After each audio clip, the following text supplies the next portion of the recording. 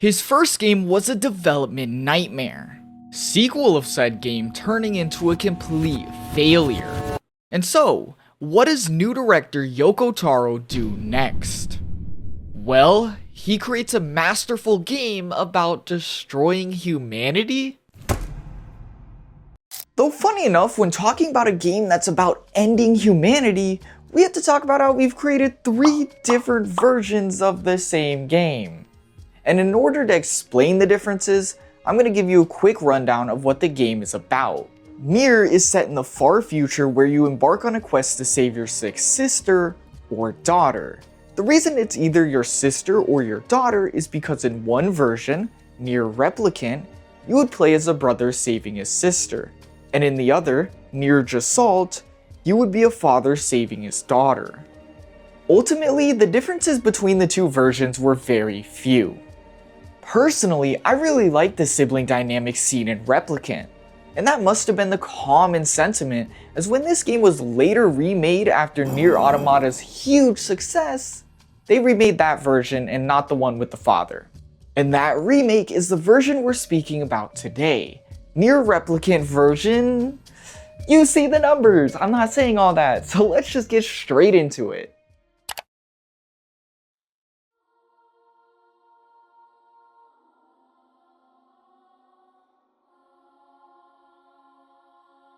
We open in summer 2053, but it's snowing.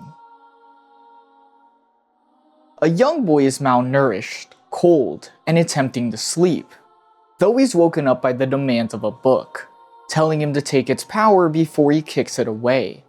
He's then approached by these smoky, disfigured, and almost glitchy creatures, him making quick work of them before running to his sister's side. She's sick, worried, and most of all, hungry, leaving her brother to set out as he tells her to never touch that book. He battles more and more, but is thrown back right next to that book. The boy realizing that in this moment, he doesn't care as long as he can protect his sister, and so he accepts the power. Light blasts the monsters away as the boy is gifted magic, blasts of power, huge ethereal hands, whirlwinds of blades, all making it effortless for him to return to his sister. They split a cookie as she falls to the floor, her brother realizing that she too has touched the book, him crying out in pain as the camera pans away.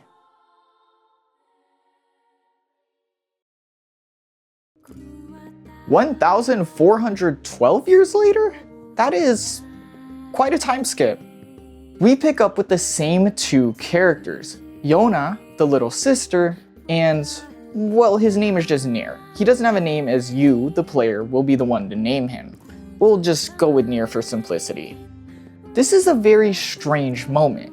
You find yourself with the same 2 characters, yet somehow over 1,000 years later.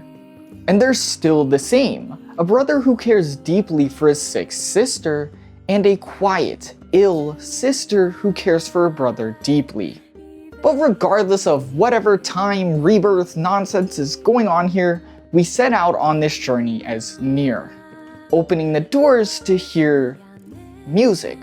But it's weird because this music isn't just a soundtrack. It sounds like it's actually coming from the environment. As you approach the village fountain, you find Devila, her giving us an example of the amazing soundtrack NieR Replicant has, as well as setting the tone for this whole entire journey with a single song.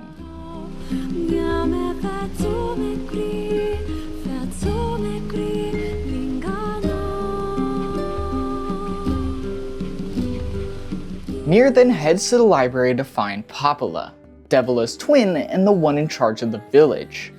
After speaking about poor Yona's sick condition, she sends NieR on a quest to harvest some mutton and grab some herbs. Though before he can get out the door, Papala hands him a large sum of money, telling the boy to just go buy his sister some medicine, please.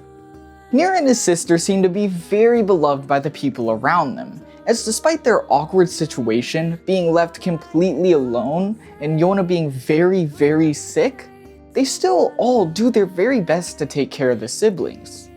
This is put into perspective as NieR then lays out the world around them, saying it's dying, population is failing, disease is running rampant, and worst of all, some weird creatures called shades are beginning to run the lands.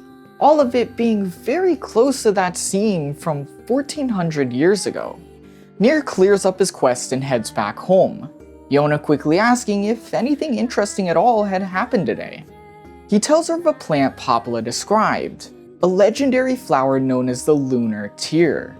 A flower so valuable it makes anyone who finds it rich beyond their wildest dreams. Yona asks, could it make me better? And NieR responds that it sure could. They could buy the kind of medicine that could cure anything. Yona goes quiet before quickly rushing to bed. The next day is similar to the last. NieR wakes up and heads to the library.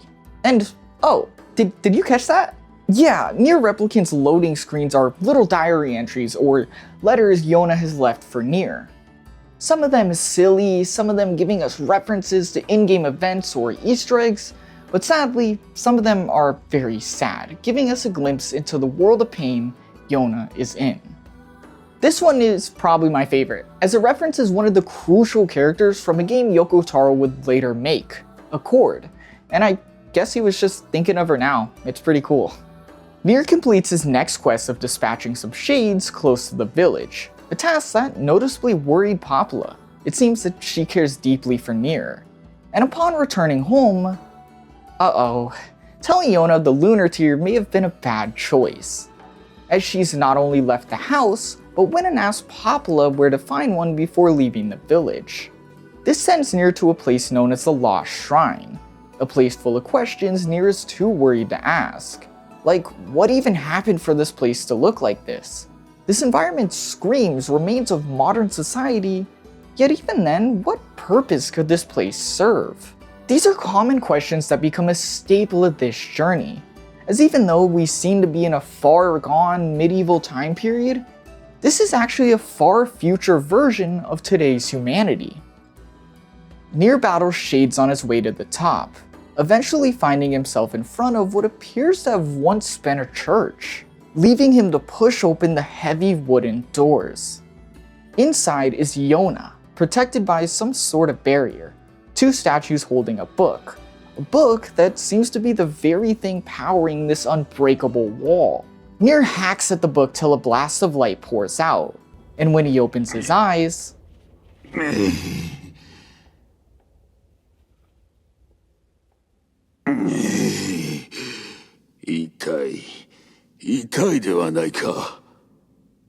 he introduces himself as Grimoire Weiss, an all-powerful, proud being who seems to have a slight case of amnesia.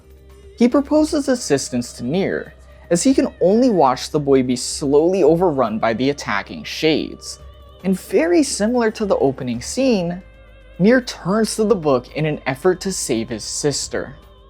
Similar to the opening, accepting the book has given us magic, and so I think it's the perfect time to talk about NieR Replicant's gameplay. NieR Replicant is your standard APRG, having hack and slash based components as well as a good chunk of RPG mechanics. Though if we're going to be completely honest, and we are, it doesn't go too far past that. You have the obvious like a guard button, dodge button, and light and heavy attack inputs. But it's somewhat dull, as instead of getting a combo based on what you input and when, it's just based on the weapon you've chosen. So in reality, it's not intricate at all. Where it gets interesting though, and the point we started off on, is that magic. As with Weiss joining us, we slowly get access to more and more spells. Dark Blast, huge summonable hands, a whirlwind spell, even doppelgangers, just to name a few.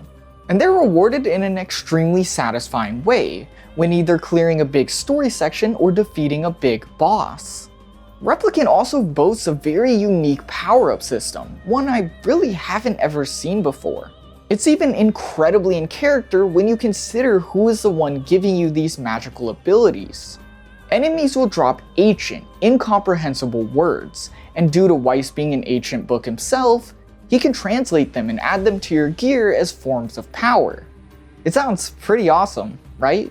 Well, no, it's not. It's not nearly as good as it sounds. You will probably remember this feature maybe 5 times in your bare minimum 50-hour playthrough, as even though they tell you every single time you find one of these words, their effects are so unremarkable that you just don't really care past like the first 3 times. 15% extra magic power, extra guard break, 5% item drop rate, just things like that. Considering you can only apply these words to your gear that you can change, because you can only change your weapon and the spells you have equipped, you can't do very much with it. This combined with the fact that there's little to no skill expression means that Replicant's gameplay can be fun, but in reality it's kind of boring. Okay, so boring. But how about a twist? What if I told you making the gameplay boring was just another strategy by the game director Yoko Taro? I mean, would you put it past him? This is the same guy who got the idea to make a game about ending his own race. Would dual gameplay really be so far past this dude? Well, similar to Drakengard 1, the first game Yoko Taro ever directed, the gameplay is crafted to purposely contrast the story events. As if you're running on a long, boring stretch of valley before approaching a vast, huge mountain, the gameplay is meant to feel incomparable to the story beats. Also, that Replicant's big moments will punch you in the stomach even harder. And, you know, just trust me, this game made me cry. They are going to punch you in the stomach. Besides the psychological intentions, the mundane gameplay also plays into a very particular element of the story. And while I'm not going to give you any details yet, keep in mind for the rest of this video as we go through the story, we explain everything, that Yoko Taro doesn't want you to think running around this world, killing the shades, doing this and that is supposed to be all that fun. And well, why could that be? With Weiss at her side, we begin a magic-fueled boss fight with the now animated statues. The heavy-hitting suits of armor take turns battling NieR. One on the rushdown as the other covers itself in a shield. Though, despite the strategy, NieR finds an opening to use his newly acquired magic.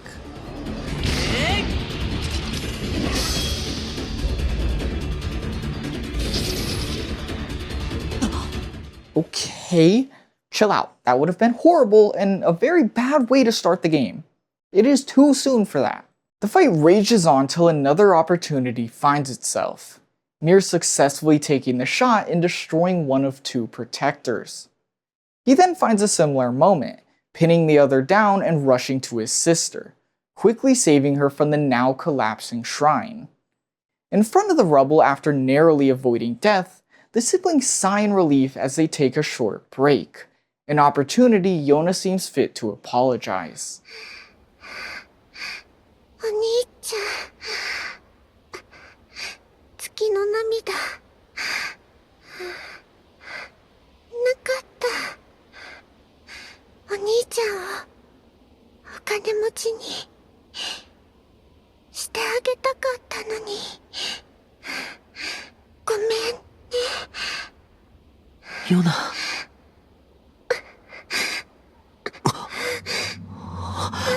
なんだこれ。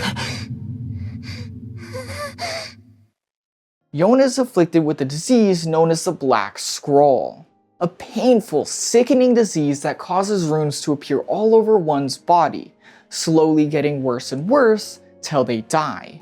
And as of right now, there is no known cure. NieR walks outside upset, mooping around the village till he finds himself in a conversation with Devila, her instantly asking about that floating book above him. I mean, who wouldn't? He explains Weiss to her, and upon hearing his full name, Grimoire Weiss, she instantly lights up. It's the book from the song she sings. Though because bits of language are lost, she can't quite understand it, and so she urges the boy to go talk to Popula because if anyone knows, it's her. Popula describes the tale as she knows it. When a black book known as Grimoire Noir brings calamity to the world, the white book, known as Grimoire Weiss, will appear with its sealed verses, or its magic, to purge the calamity of the world, or as NieR assumes, Yona's disease. While Popula thinks this sounds way too dangerous, Weiss and NieR quickly realize the verses must come from shades and are determined to hunt them down. Understanding that she's probably not going to be able to talk them out of this, Popula at least tries to steer them in a certain direction, pushing them towards the Aerie. The Aerie is a closed-off village that has seen numerous reports of shades. And once there, other than the village being the worst designed thing ever, I mean, who is living in these things? And fine if you don't count the villagers completely ignoring you, not talking to you, and not wanting you anywhere near their weird houses. Well, speaking of weird houses, on the way back to the village, we find half a house. But what draws NieR's attention to this half a house are these flowers. A beautiful, picture-perfect wreath of white flowers, ones that Weiss quickly confirms to be the legendary lunar tears. その花に触るな。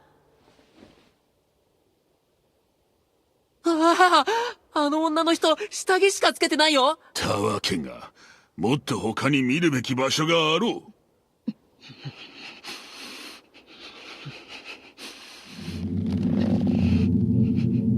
あの人、魔物。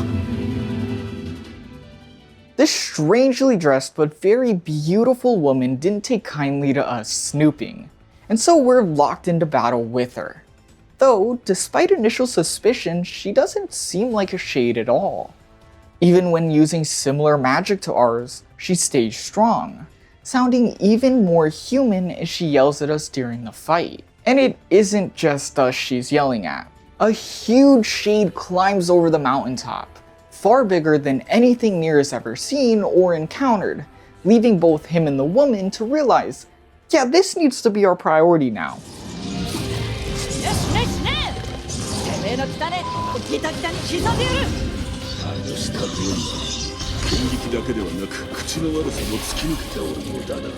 Yeah, she's still pretty angry. Even though the gigantic shade is stronger than the both of them together, the woman claims this creature is hers and hers only to beat. Eventually, after pushing NieR away, the woman is struck with all the shade's might, though she stands there in an awkward position, screaming as she sends a barrage of magic back, not enough to kill it, but just enough to drive it off. She then passes out, Weiss noting that that shade-like aura around her had disappeared, him concluding that she might not be a shade, but she's definitely possessed by some sort of one. NieR gives her aid and lays her in her home as she wakes, and though reluctant, she tells them her name is Kaine before telling them to get lost. NieR returns home and sadly Yona is feeling worse. So Popula sends him after a shaman fish, and after we pull the fish out of the water, we start to run back. We're stopped by this woman at the lighthouse. Yeah, we're in real side quest territory right now. Funny enough, the game gives you the option to turn this woman down so you can get back to Yona even faster. But if you do so and head all the way back home, Yona will tell you to just go back and help her. She thinks the woman is in pain just like her, and so she needs your help. And the game won't let you do any story stuff till you do it. Yeah, just remember what I said. Yoko Taro doesn't want you to think this gameplay is fun at all. We get home, give Yona the medicine, and she's clearly feeling better, as she has started calling Weiss, Weissy, which he definitely doesn't like. NieR then goes to Popula. He may have driven off the large shade in the Aerie, but he definitely wasn't strong enough to fight it. And so she sends him to the junk heap, a place where he'll be able to upgrade his weapon. Once at the junk heap, he finds a pair of brothers who will upgrade his weapon if he finds them some materials. And so NieR treks through the remains of some big human facility, though it's not shades we're fighting, but it's robots. Upon returning to deliver the materials, the younger brother is very distressed over his missing mother. And NieR, being a super nice guy if you haven't realized that already, offers to go look for her. After a very weird and just odd boss fight against a super big robot, the party find the woman and her lover, assuming they may have stuck together and ran away from their troubles. You then have the choice to tell the brothers the truth or lie to them, saying you just weren't able to find her. And even though it's heartbreaking, I personally chose to tell them the truth. Yeah, another story side quest over. The only reason I really mentioned that one right there is because I just wanted to highlight that I think it's pretty cool Replicant gives you these choices to tell the truth or what to do, even though they're mostly just minor. We finally get to do something worthwhile as NieR decides to check up on the Aerie, suspecting shades might be there considering that big one from earlier. Upon approaching, we find Kaine entrenched in battle with shades, her saying that they're not only close to her home, but all over the village. Together they rush to the Aerie as the ground begins to rumble. And as you guessed it, the big, gigantic shade from before has made its way to the village, leaving Kaine, Weiss, and NieR no choice but to fight it yet again. Like before, it's a hard battle, yet unlike before, NieR is ready, summoning all of his magic to send the thing flying across the canyon, keeping it moving as he throws it by the tail towards Kaine. The two of them now finally ready to finish this thing once and for all. With the fight now in their favor, the creature does start to back off, but not before appealing to Kaine, proclaiming itself to be her grandma? おばあちゃん。どうだい、カイネ。おばあちゃんのとこに来ないかい。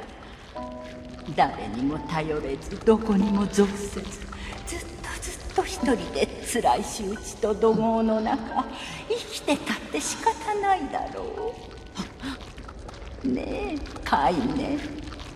それだけか。話はそれだけか。何言ってるんだい、カイネ。おばあちゃんは。話が終わったんなら、その臭い口でもう二度と喋れないように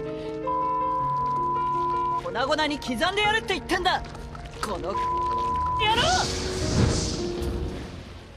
Yeah, not only is Kaine just the best character ever, but they decided to censor her? I didn't add those bleeps, that's in the game. The best part is that this is only a thing in the Japanese dub, it's only censored there. In the English dub, she's Kaine. Slowly walk over to you, cram my hand inside your goddamn bitch-ass chest, and pull out your fucking heart! Sadly, I have never really personally enjoyed the English dub for this game. To me, it's just not as good. I don't feel the emotion as much. But yeah, I'm seriously off track. It's time for Kaine to beat this thing because it very much deserves it. Together, Kaine, NieR, and Weiss push the Goliath-like shade to its brink, giving NieR the opportunity to summon the strongest feat of magic yet, creating two huge fists, slamming and spearing the mass upon the destroyed platform.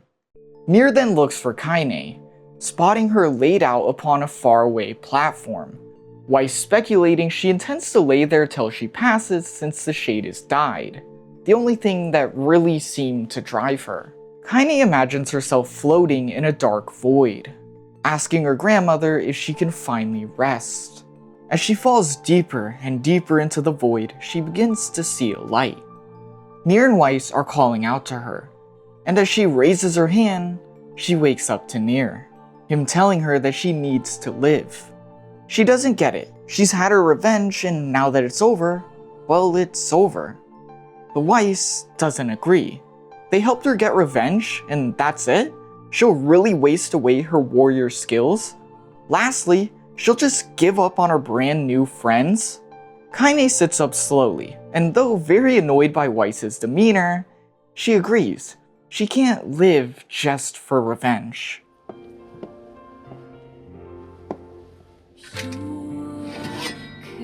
この剣の使い道がわかるまではそうすることにしよ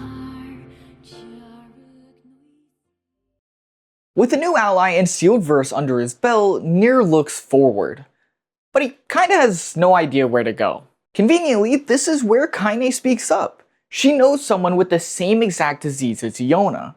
They live very far away, in the desert kingdom known as Facade. But the best part is, and the part that makes the travel worth it, is that they are actively looking into a cure. Now, okay, the Aerie was pretty weird, but Facade might be on a whole new level. We're only let in because Kaine saved a villager way back. Otherwise, we wouldn't be allowed into the village due to its 100,000 rules. They don't even have laws, but just these rules. And the worst part is, we can't understand them because we don't understand their language. Even Weiss doesn't understand his language, and he's a book. I will say though, even if it weirds them out, and it weirds me out too, NieR has a really good outlook on like this system, saying if it's what makes them happy, it don't really matter. We then learn the king we're looking for has died, and his son, the prince, is currently missing, stuck inside one of their sacred temples. Oh, and we learn this all through Freya, the villager Kaine once saved, and she is also an outsider herself, so she speaks and she tells us everything, so that's pretty nice. Anyways, the villagers can't look for the prince nor go near the temple because their rules say so, which is, what a great system. Anyways, nothing says us outsiders can't look for him, so Freya just guides us there because she honestly doesn't care. Thanks. Once there, this temple is not any less weirder than the people, as we run around listening to rules in order to advance to the next chambers. Then, when we do finally find the prince, he's abducted by some sort of 1900s alien movie monster thing. And then it happens to Kaine too. やってられるかこんなの。カイネ。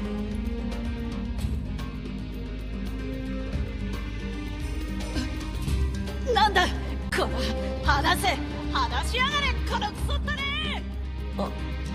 追いかける相手がもう一人増えたぞ。Yeah, we've gotten ourselves into quite the weird scenario. Finding the thing responsible, we begin destroying the magic cubes holding it together. And with Kaine making her way back, it goes down very quick. This frees the prince, who is revealed to have been looking for a royal mask, a very important part of the masked people's culture. Thanks to our help, the now appointed king will grant us one request. And so NieR asks, can he make a rule that says people can vote to remove a rule? And with that, we pretty much now not only have a sealed verse, but a new friend, so I'd say it was worth it. NieR heads home. It's been a bit since he's seen Yona, and so he decides to spend the night at home. But he never really gets to rest as he has a very strange dream. He imagines a boy speaking to him, yet no sound comes out, barely making out the words to be sealed verse and then forest of myth. In the morning, he notices Yona acting weird. She's also had a hard time sleeping, going on to describe a dream that sounds weirdly similar to NieR's. And so, he decides he's gonna go ask Popula. Though, before he can even ask a single question, she just hands him an odd letter. And you can see it on screen. It's a lot of dream. Popula states the letter came from a tiny village known as, you probably guessed it, the Forest of Myth. And so, we head there next. This begins a quest that is probably the most confusing one in the whole entire game. You arrive to the village, talk to the mayor, and then find yourself in front of this wall of text. And it turns out this is a dream, and you and your party, the village, have all been infected by something known as the Death Dream. We go through this dream, answer some riddles, and before we know it, well, we wake up, somehow just defeating the Death Dream. The mayor acts a bit strange, saying he feels like he's seen NieR before, and even after writing this whole video, I don't know what that means, he just says it. He says all this before describing the village's tree, which, unlike saying his stuff about NieR, this part's actually pretty interesting. He describes the tree as all important, saying it not only houses memories, but something known as a sealed verse. And yeah, you're thinking what I'm thinking. We then head back to Popula and she sends us on another side quest, which I swear, it's just the game's specialty, but it is so worth it by the end of the game.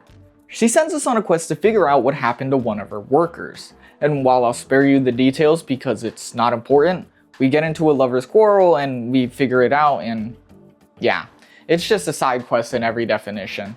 I keep talking like this, but don't let the random quest stuff deter you from this game. Sure, in a video like this where I'm going to compact the game as much as I can to make it as enjoyable for you, it's going to seem like there's a lot of it. But please, keep in mind that it's because of Yoko Taro's interesting writing style, slow burning his way through the game till you get to those big, cool points.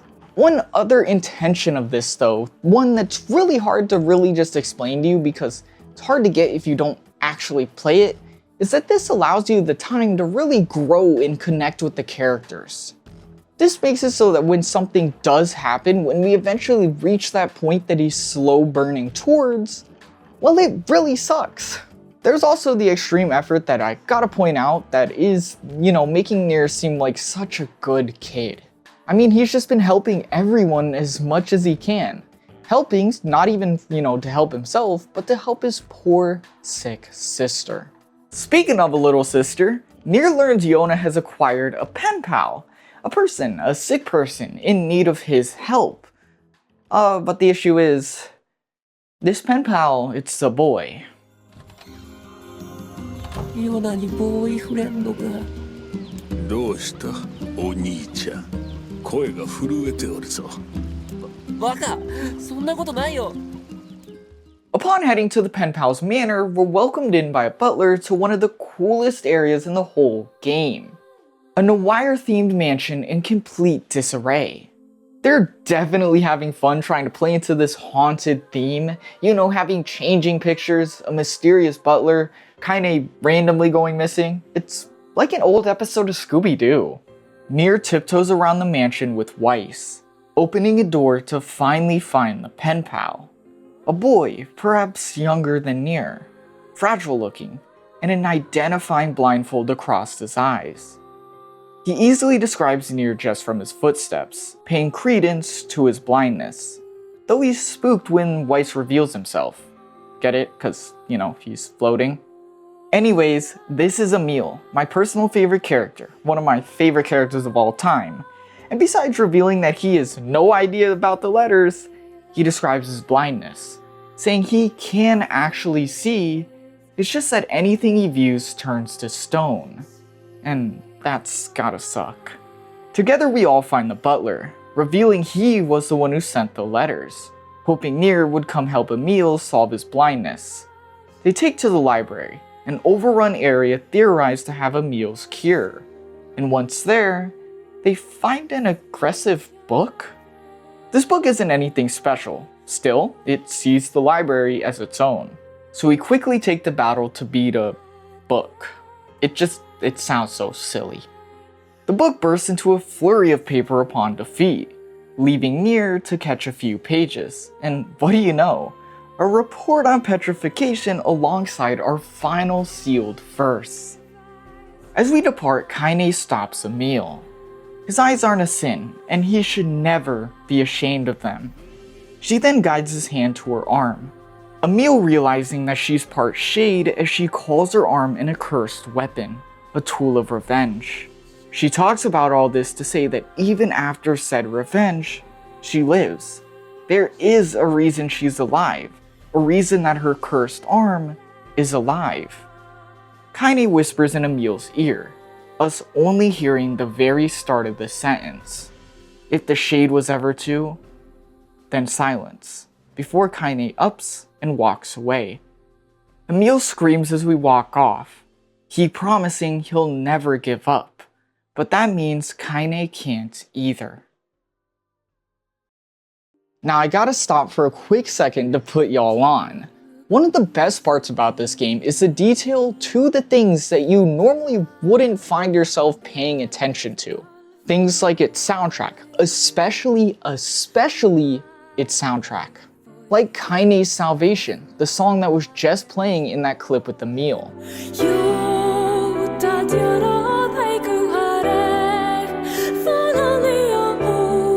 The whole title is shrouded with these beautiful symphonies.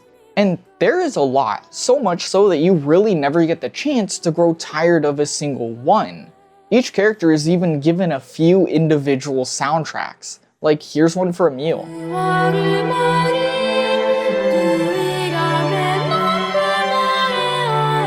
Each song sounds like there's maximum effort put into it, and it's worth it, as NieR songs are so beloved that they actually go on tour and do orchestras for these game soundtracks, this game and NieR Automata. Oh, and before you think I'm purposely only showing you character themes, well, here's some of the level themes. This is the wrecked automations.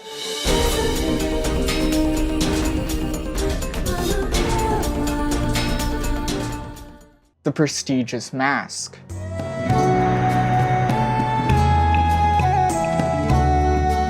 Shadow Lord's castle / memory.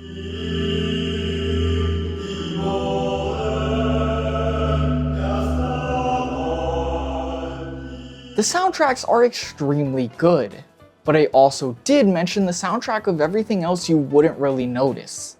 What I mean by that is things like after a long event, when you step outside, you'll notice the sky is now a different color. Going back to the constant of repetitiveness in this game, it's the little things like this that make it so easy to keep going. While the gameplay loop might be a bit stale at times, each area feels very fresh. I described the Aerie, facade, and the manor, but what about seafront? An area next to the sea that matches its bright blue water, having these shiny, almost pure white buildings. There's a clear understanding that you as the player can't really grow to hate anything. After all, you have to play the game multiple times. Oh, I didn't mention that yet. Replicant follows all the patterns of a usual Yoko Taro game, so of course you have to play it and beat it multiple times. This is so that you can get all the angles, you can get all the information, and in the end, get the true ending. Each ending is marked by a letter, so right now we're moving towards ending A, and in total there is A, B, C, D, until we get the true ending, ending E. This does sound incredibly tedious, but I want you to trust me on it. The way that Yoko Taro uses these multiple endings and multiple playthroughs to unveil the game is very enjoyable. But I'm not going to convince you of that just talking. I gotta show you, so let's continue forward. Once home, NieR puts Yona to bed, promising her that it won't be long now. He's finally collected every sealed verse. All that's left is to find Grimoire Noir. After asking if it'll make her feel better, Yona questions if NieR will hate her because of her sickness. Of course he couldn't. And speaking of sickness, he's gonna run to get her some medicine. He steps outside. It's quiet and cloudy, an oddly gloomy day for such a big achievement.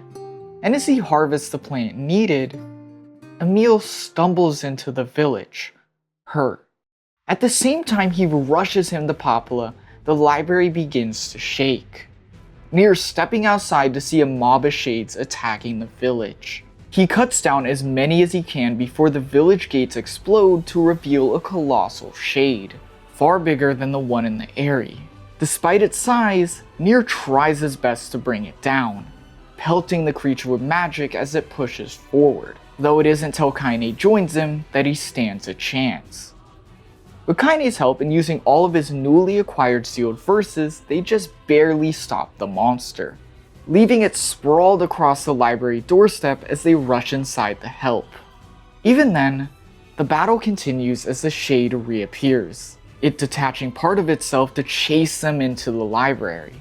The group is growing tired as they still can't bring it down, hatching a plan to force it into the basement as Kaine holds the doors. And as NieR frantically looks for the key,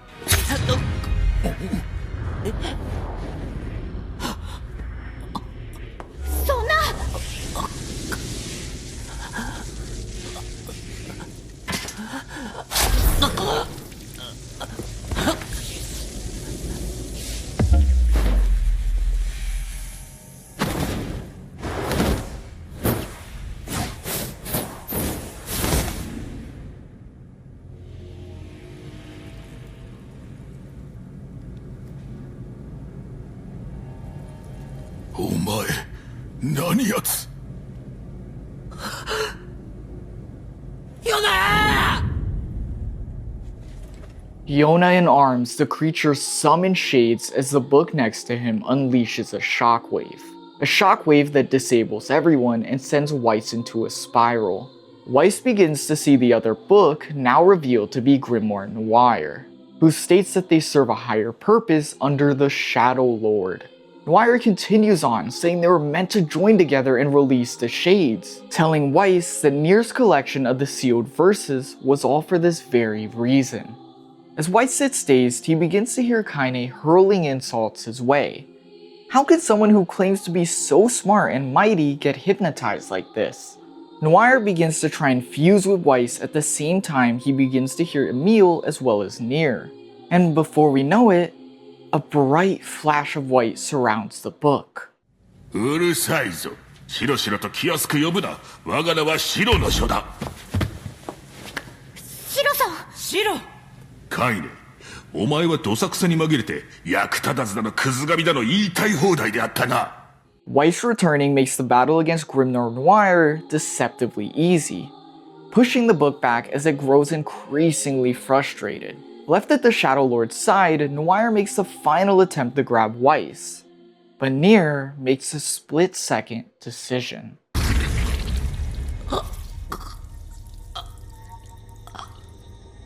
バカな。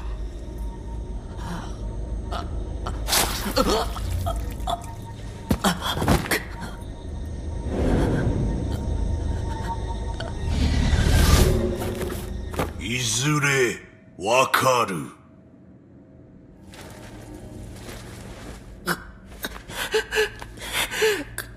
ヨナ。起きろ。やだ。ヨナを返せ。The Shadow Lord ascends and flies away, leaving NieR crying in a pool of his own blood. But it's not just him struggling. Kaine has been holding the basement doors back this entire time. She realizes that if they release the shade now, it'd be certain end for all. And so she asks, Emil, I need you to petrify me. The game gives you the choice as you writhe in your own blood. Petrify Kaine and seal away the shade, or do nothing and be annihilated. The choice is clear. Emil discarding his blindfold to reveal his clear eyes. Eyes which quickly turn Kaine to stone. NieR cries out, wait for him, Kaine, Yona. He swears he'll save them.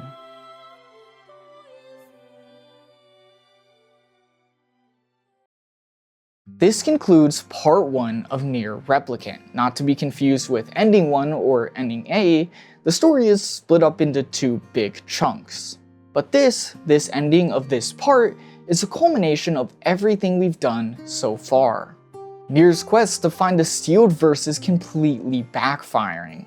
His deep bonds with his new friends proven, yet not enough, as in this moment all we can see is despair.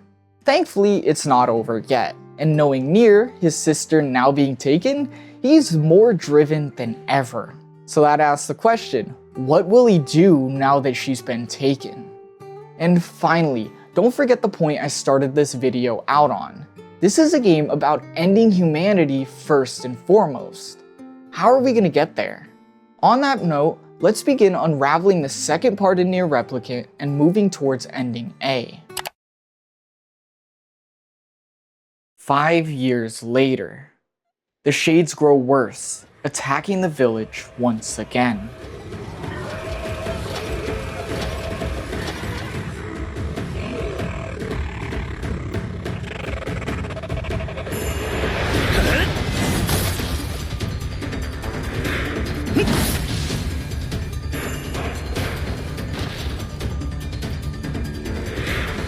Oi, 油断するでないぞ。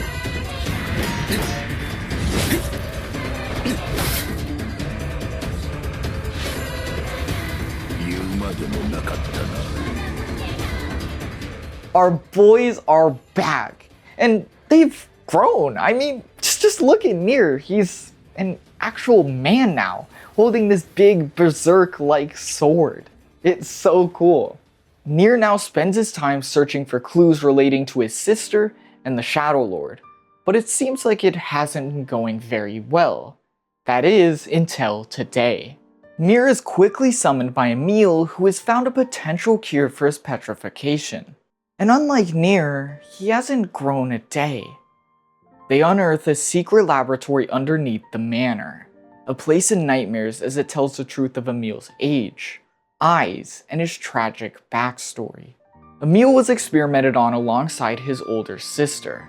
the people responsible looking for an ultimate weapon, which they achieved with his sister, Halua, now known as weapon number 6. Halua had sadly, against her will, became a weapon of mass destruction, and so Emil was transformed into number 7, given his petrification powers as a way to stop her. Remembering this, something he'd locked deep away in his mind, terrifies Emil as they approach the weapon and the last remnants of his sister. Emil knows that he needs the power to save Kaine, and so he makes NieR promise what we can only assume Kaine asked years ago, to kill him if he can't control it. A battle begins against the ultimate weapon, and NieR knows he can't lose another person, purposely sheathing his sword and relying on magic to not fatally harm his friend. A worthwhile plan, as upon striking the beast down and pinning it to the wall, it seems a conclusion has been reached. Emil seeing a vision of his sister for the final time, her telling him that she'll always be watching him. The weapon bursts into a ball of purple light, Emil shouting from the inside saying that he can finally control his sister's power. But even then, he screams for them to look away. A skeleton wearing a thin cloak appears as the light dissipates. Yet there is no doubt this is now Emil.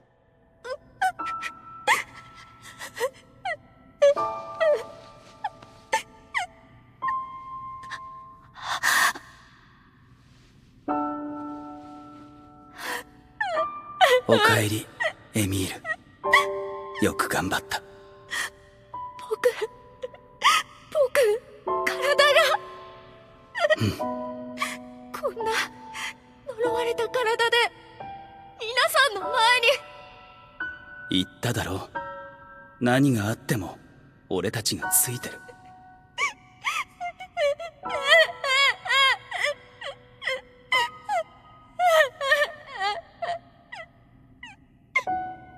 俺の顔が見えるか？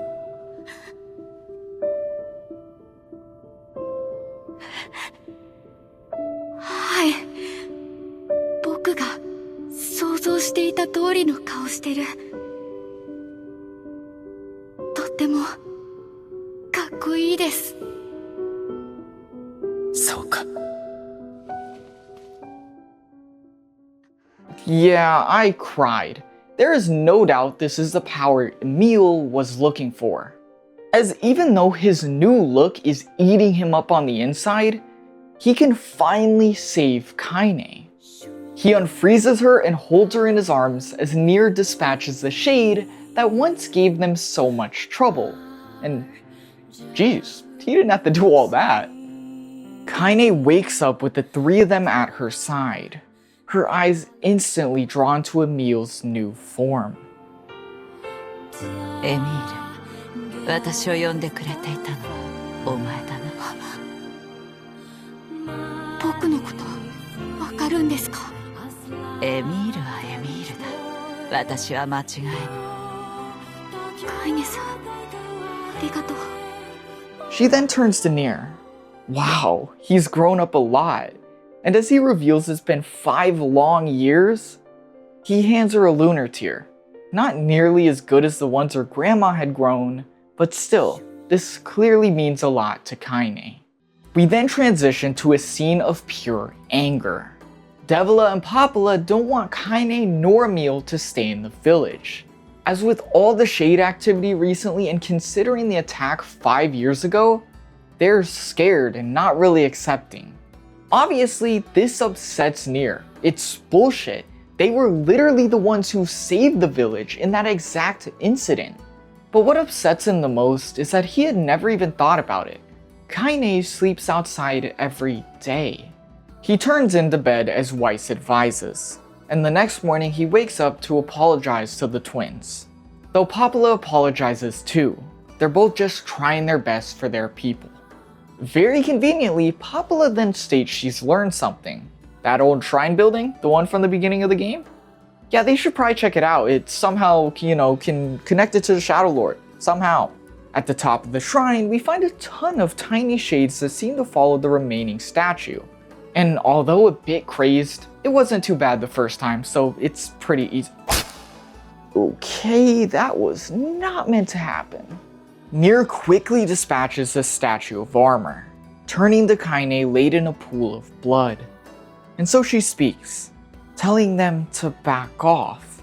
They're blown back, Kaine now fully taken over by the shade inside of her. The shade leaps at them, leaving them no choice but to carefully strike it down. As the shade seems to dissipate, NieR holds Kaine, her finally coming to as she states she can't be with them anymore. She can't hold the shade back.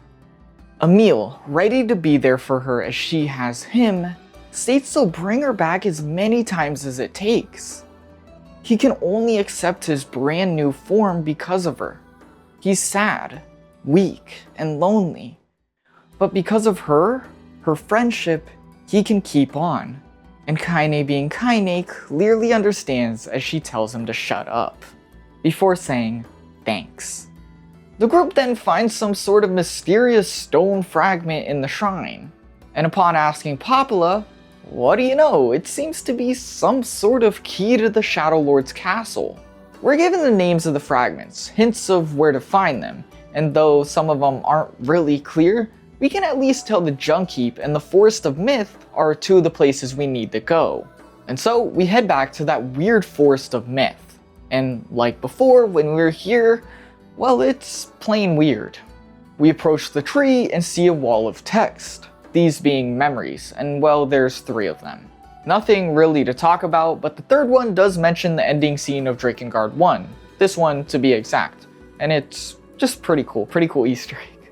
A scene of NieR finding some shade munching on a jewel is then described, before the shade just starts questioning us on these memories. A very annoying quiz, as every time you fail, well, the game and the answers just change itself, so thanks.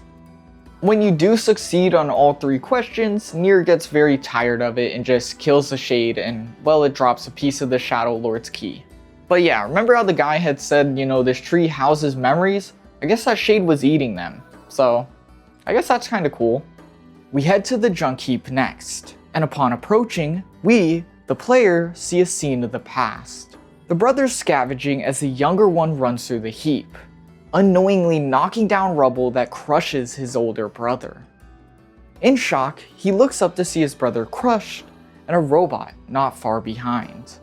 We approach the shop to find one sibling, and after hearing of no strong shades, he asks us if we'll help repair a weapon. NieR returns with the materials, the brother promising it'll be done soon, and so we head back to Popula to ask if anything's come up. Turns out, Popula sent out letters about the Shadow Lord's key to the surrounding villages, and out of all the villages we've been to, the only one that responded was the super isolated Aerie. Popula thinks this letter is very weird, but so does Weiss. You're telling me that the super isolated Aerie who hates anyone coming to their village was the only one to respond? Yeah, it's very strange, but still, even if there's just a chance, NieR will take it, and so we head to the Aerie. The chief of the Aerie denies writing the letter, him really only saying the village is doomed. So we head to the center, where after we claim we're here to hunt every shade, the people themselves begin to transform into them. Kaine is then attacked by a human, quickly knocking the human down as she listens to her sister cry, saying she doesn't care at all if her sister's a shade. And as Kaine sits in disbelief at this just weird situation, she becomes a shade and slashes Kaine. Meanwhile, NieR watches a distortion become a huge shade, them speculating that whatever this thing is, it's distorting the whole village. And so, it's battle time. The creature sits back, leaving us to fire magic upon it, though it continuously covers its weak spot, leaving Emil to distract the shade as we hop around the area to do damage. Thanks to Emil's new strong magic powers, we're able to break through the shell and impale the creature. But it's not quite over. Something's wrong. As a byproduct of using that much power, Emil fails to keep it contained. He releases the pent-up energy as a spear of pure destruction, It's slowly growing as it continues to consume the Aerie. NieR barely makes it out and Kaine wakes up at the perfect time. Both of them narrowly escaping their demise at the hand of one of their own.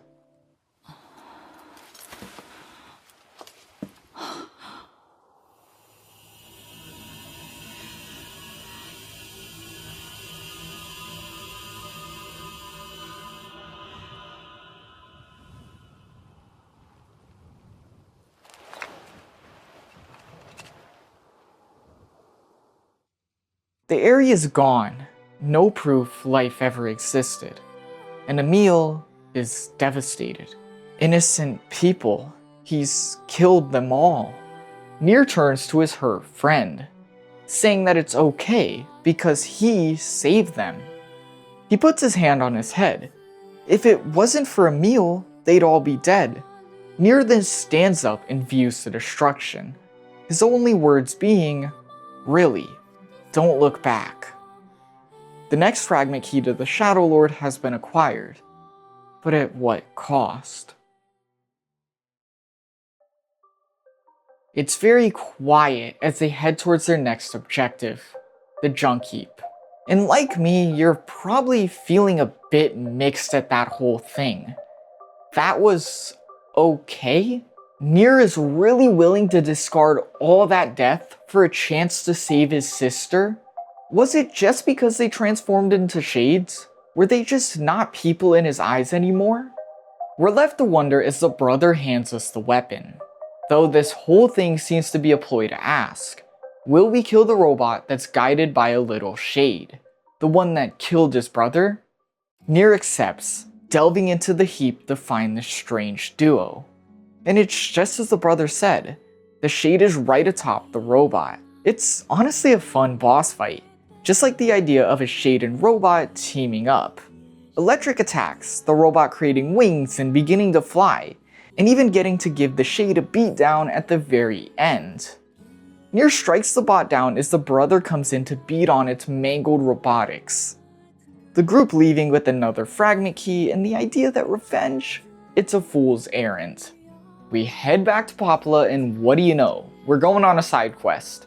She sends us to check on that same worker from years ago, as he's yet again having issues showing up to work, which really makes me wonder why she hasn't fired him, because if I did that, I would not have a job. We stroll on the seafront hearing talk about some sort of shipwreck, but we honestly really don't care about that. We're going back and forth from like the bar to our village, back to that village, looking for this dude, and well, we start to think, maybe we should check out that shipwreck. Funny enough, this whole shipwreck section is completely unique to the Replicant remake. This whole questline never appeared in the 2010 versions of this game and was only available in a novel that came out soon after the games, so it's pretty cool. We enter the shipwreck, but something is bothering Kaine, leading to her and Emil searching outside. NieR and Weiss explore the dark interior, learning this was once a slave ship. At the same time, they see some sort of ghastly figure of a young girl. They even begin to hear some sort of singing, all before falling through the floor and finding a bloody mess, including their missing worker. Whatever's going on here, it's pretty bad. At least he got fired. We rendezvous with the others for Kaine to confirm our suspicions. Whatever is bothering Kaine, it's foul, and it's right above them, leading us to the next room where we find that young girl we've been seeing. All of a sudden, the town's postman appears behind them, confessing that he's been taking care of this young girl. And when he begins to step towards the girl, Kaine cries out, telling him to stay back. As she raises her voice, the girl's eyes glow a bright red, revealing herself to be a shade in disguise. The room shakes and the postman falls to the floor, the girl quickly following him, as if she was worried. The group rush to the top and engage in battle with the monstrous shade, a titan, by far the largest we've seen, ironically hiding as a little girl. Engaging with it proves it's just as strong as it looks, the party just barely able to inflict damage, but even then, it heals every little bit of HP we take off. Stuck on the shoreline with nothing but destruction in their wake, Kaine has an idea. She takes the postman hostage, this act proving her hunch correct. For whatever reason, the creature cares for him, and so the group have a real opportunity to launch an all-out attack. NieR, Weiss, Emil, and Kaine launch everything in their arsenal, splitting the creature to shreds, but as it begins to fall, it scrunches and turns itself and pulls itself back to normal, powering up to launch an angry all-out attack of song. NieR is left defeated, vision blurry, and close to death. His allies already fallen, then he hears the familiar yell. The postman has taken up a singular board and has started to berate the shade. Like before, the Titan is frozen, glued to the postman, this act unintentionally giving NieR the final chance he needs. He summons a singular piece of magic, slowly aiming it for the little girl atop the monster, and so he fires.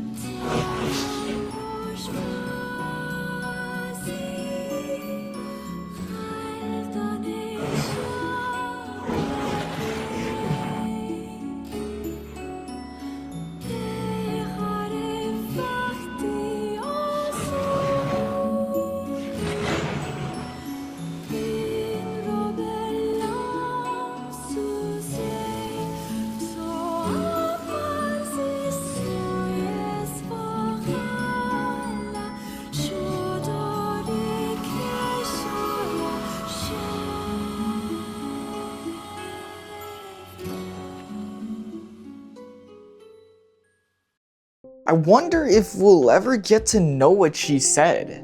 Well, spoiler alert, we might. Though this achieves yet another part of the Shadow Lord's key, and conveniently, we arrive home to a letter from the King of Facade. He's getting married. We meet the now grown-up king and his bride, who you might have guessed is none other than Freya. The night before the wedding, we speak to our friends. Kaine is unsure if she belongs at a wedding ceremony, which we quickly make sure she understands she's more than welcome. Then we speak to Emil, who is super excited, saying he wishes he himself was the bride. NieR and Weiss quickly correct him, thinking he just doesn't understand the concept of a wedding before leaving the room. But the truth is, they didn't quite understand him. And upon being asked, Yoko Taro confirmed exactly what we were all thinking. Yes, Emil is gay, and this is a scene that pretty much is meant to tell you, the player, that he has a crush on the main character. Just a cool little thing to know about this skeleton. Finally, we speak to the king, who reveals he isn't sure this is the time for a wedding. The kingdom has been suffering due to a feud with the territory's wolves, but NieR encourages him, saying that the people have earned a moment of rest and he should aim to make his bride happy. The next day the wedding happens, yet as the king and Freya finally walk across the aisle, an injured soldier stumbles up. The wolves are coming. As he hits the ground, they arrive. The leader of the pack, a shade wolf, grabs Freya and throws her violently. We quickly drive them off as we run to the king's side, witnessing Freya's last moments as the king despairs over the loss of his new bride. Despite the rules and the chaos in the village, the king is set on destroying the wolves at once, something his people object to. The kingdom needs to be fortified first and foremost. Our group, knowing that regardless of what the people say, the king will go ahead, we join him. And on our way out, we're joined by those same soldiers, them chanting revenge in Freya's name. Arriving to the wolf den, we're faced with the boss fight against the pack and the shade wolf leader. And honestly, while not the most annoying fight in Replicant, it's probably the most boring. You slay the wolves, then the pack leader, the shade wolf, comes in and fights you, though he doesn't really do anything special and is quite weak. He at least drops their last key fragment, but it's just kind of very anticlimactic for what should be a big moment. At least in the end, it's somewhat satisfying as we get to participate in Freya's funeral and then realize we have all these fragments. We can now craft the Shadow Lord key. Devila and Popala congratulate us. It's time to pay the Shadow Lord a visit. But it's weird. The twins almost seem upset. I'm just gonna say they're worried. We head to the top of the shrine and approach the barrier. It's a point of no return. Of course we click yes, walk through a hallway, and open a set of doors to see the Shadow Lord's castle. It's all quite simple, nothing extreme or grand, rather a very basic castle clad in white. Even the password gate system is quite simple. A bird bath that answers questions. Questions that Weiss knows the answers to. Humans disappeared from the world because of a black disease. They extended their lives by separating body from soul. And finally, the souls were placed in corresponding shells. Just a weird set of questions. But anyways, we finally walk in through the big, now unlocked doors. And on the other side, it's Devila and Popala. The twins ask if there's any chance NieR will just go back. Even if Yona is here, they know it's very dangerous and he probably won't be able to get her out. Of course, NieR objects. He's there to save Yona, and so the twins raise their staves, saying they really didn't want to do this. During the battle they speak. They think NieR has grown far too powerful and they really would have liked to wait another generation. The twins put their hands together and summon magic, the likes of which shock Weiss, somehow granting them access to all of his magic. But they quickly correct us. No, the truth is that Weiss's powers were always theirs. As NieR cries out asking why they would side with the Shades, the twins end the battle, telling him the answer to every riddle lies within the heart of the Shadow Lord. He must search for the answers himself, before they disappear. Yeah, the mindfuck is already happening and we've been here not even 5 minutes. Everything you thought this game was about is about to start crumbling down. Get ready. The doors swing open to a big room full of spirits dancing? It's quite a peculiar place, and as we try to go ahead, they transform into shades. Shades with armor, big, little, even these little ball ones. And in the end, they all transform into this big, bull-like shade. Worst part is it keeps coming back to life as we kill it. We break down the door, but it chases us, cornering us in another big room, forcing us to battle it yet again as we hope we can somehow kill it this time. Yet we fail. The whole party is exhausted as this thing charges for what may be the final time. But that's when it's pelted by spears. Fasad's army bursts into the room and has come to NieR's assistance, ready to repay the debt they feel like they owe. The masked people push the party away and slam the doors shut, the king telling NieR they'll meet again, though right now, it's time for NieR to go fight the Shadow Lord. As NieR sits on the other side of the door bawling, the last thing we hear is the king asking, how many rules are there about what to shout before dying in battle? Kaine then smacks a distraught NieR, telling him to not let their efforts be for nothing. They need to continue on. And before they know it, they're yet again face to face with the twins.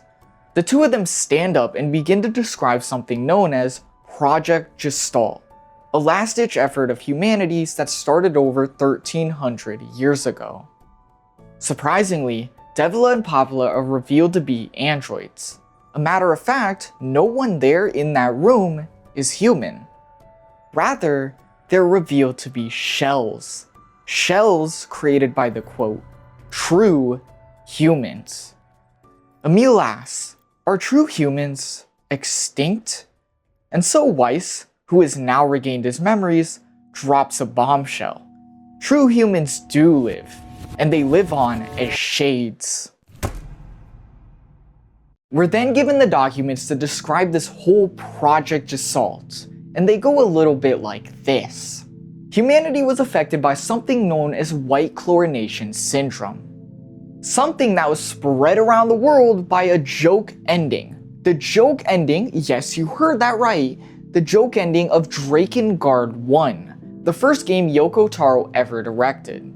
At the very end in the secret ending of that game, a character known as Angelus, a magical dragon, was impaled on Tokyo Tower. Considering that she was a being from a different realm, her magic makeup poisoned the people in the world. It's spreading around as some sort of disease.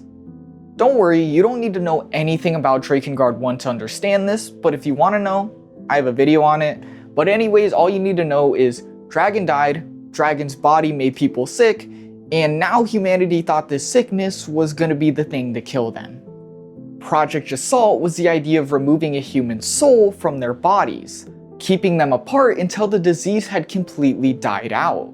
A pretty good plan. Replicants, or realistic artificially created humans, were created to return the souls to, and the very original replicant had to be the one to reunite them. They would do this by fusing Weiss and NieR together, and them being the one to do it, the original replicant, would act as some sort of key for the whole process. Devila and Popula were created in order to assist this project as overseers. Considering they were androids, they could never die, but eventually they did start to see issues. As time passed, these replicants started to develop their own minds, awakening by themselves to find remnants of humanity, or as they thought, themselves, and they started to continue on as if nothing had ever happened. Then, the disease that started all this, the white chlorination syndrome, had finally died out, signaling the souls, or gestalts, to start waking up themselves. The issue is that because their replicants had gained their own minds and were now doing their own things before they were even recombined, well, they started to relapse, them becoming shades. Also, any gestalt that relapses becomes a shade, their replicant counterpart will start to be suffering the black scrawl, the disease Yona had. Project Gestalt puts a lot of strange things into perspective. Devila and Popula have been keeping a close eye on NieR since the very beginning, under the guise of caring. They also conveniently knew when and where the Shadow Lord's key would appear. And lastly, they were the ones who kicked this whole entire journey off. If you remember correctly, they were the ones who told Yona that she could find something on top of the lost shrine, knowing NieR would go after her, leading him perfectly to Weiss, who then helped him gather up the sealed verses and the magic, and well, what do you know? He was perfect to be fused with NieR. It was all so very obvious. The final thing I need to mention being the twins' words right before this battle. They'll need NieR's shell, or replicant. The rightful owner has been waiting for a very long time. That could only mean, yeah, you're probably thinking what I'm thinking. The twins seem to fight for real this time, their attacks being very heavy and fueled by magic. But NieR isn't gonna go down after what he's just heard. And so, Devila quickly falls. ごめんな。デボル置いていかないで私を一人にしないでやだ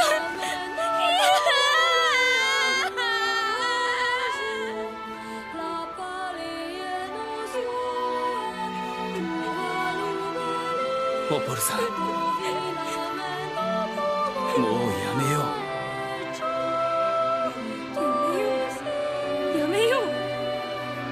やめようってお前にそんな自由があると思ってるのデボラを殺しておきながらよくもそんな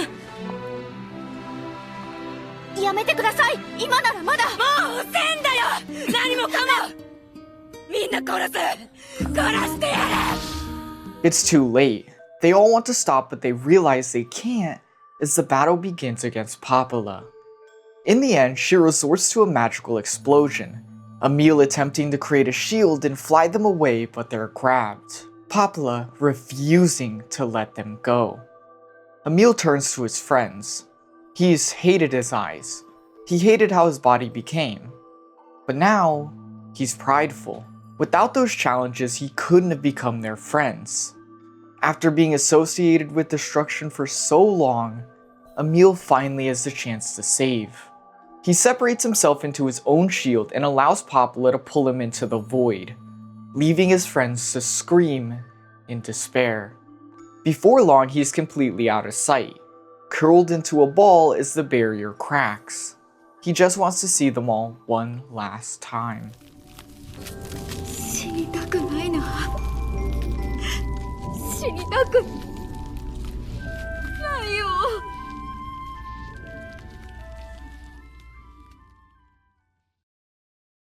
We then see the Shadow Lord next to an aged Yona. He, though, looks familiar. Back to our party. NieR is yet again fallen into despair, sprawled on the floor as he cries. Kaine walks up and grabs him, slamming him against the wall, bringing him back through pain, the only way she really knows. The final doors open, a vast open yet sad room on the other side. It's fit for a king, yet every little thing is crammed into a single corner, including Yona. NieR sprints towards her yet is stopped by the Shadow Lord, a creature that, just like him, only wants to protect. But in truth, they're the same being. NieR the whole time has been the Shadow Lord's replicant. Matter of fact, that scene from the very beginning, the one that took place 1400 years ago, was the very original human NieR discovering he was compatible to be a replicant in the first place. He did it to save his sister, and now that that original disease has disappeared, he's ready to complete Project Gestalt, hence why Devila and Popola said that he was waiting very long for NieR's shell. This also clicks right into place why the Shadow Lord even went through the effort of taking Yona. That is his sister too. And well, like how NieR has been dying to save her, it would make sense that he's dying to save her by fusing her replicant and her soul. But now face to face with him, there's no way NieR hasn't put it all together. That the enemy that he is now fighting is in fact himself. And above that, his enemy is key to saving the race that he himself believes he is. NieR begins the rematch against Grimnor Noir, quickly beating him this time and setting his sights on the Shadow Lord. He uses an arsenal of magic just like us, flying through the arena and striking hard and extremely quick, a challenging boss that leaves NieR at a standstill. That is, till Yona wakes up. Everyone stops and stares as she begins to walk towards them, NieR extending his hand for his sister, for her to ignore it. She approaches the Shadow Lord, begging for him to stop it all, saying she doesn't need this body. She can feel another girl inside, another girl crying for her brother. The Shadow Lord had already fused her Gestalt and Replicant, yet she's stuck hearing the Replicant Yona, NieR's Yona, and wishes to allow her to see him. In her words, it's not right. The Shadow Lord screams in agony as a response, yet we can't understand a single word of it. Yona then turns to NieR, confirming that it is him the girl is looking for, then walking into the sunlight, saying she loves the Shadow Lord as the shade dissipates from her. Yona falls and Kaine runs to her side. The Shadow Lord goes mad, forcing NieR into the final battle. He flies across the arena, sending waves and waves of powerful magic NieR's way. Yet he pushes on as he yells at the Shadow Lord. He refuses to let anyone who's messed with his friends and family go. He will cut the Shadow Lord down. They fight and fight, yet the Shadow Lord still stands as Weiss runs out of energy, falling to the ground exhausted before finally telling NieR he's gonna go stop the Shadow Lord. Weiss tells NieR that it's up to him after this. This is where their journey together ends. But before that, he tells him that he's grown quite fond of being called just Weiss. NieR's compassion has changed the book for the better. In a blast of pure white, Weiss destroys Noir, disabling the Shadow Lord and giving NieR the chance to deliver the final blow. NieR stares at his Gestalt in a moment that feels like minutes, perhaps considering what will happen if he swings. Yet as he shakes his head as if he doesn't want to believe this is happening, he destroys the Shadow Lord. He runs up to Yona, and in this moment he hears Weiss, the book using the last of himself to tell NieR how to bring Yona back. All he has to do is to remind her of the times they spent together. NieR speaks about her favorite food, book, lunar tears, before the game prompts you to answer. Who does Yona love more than anyone? NieR, of course.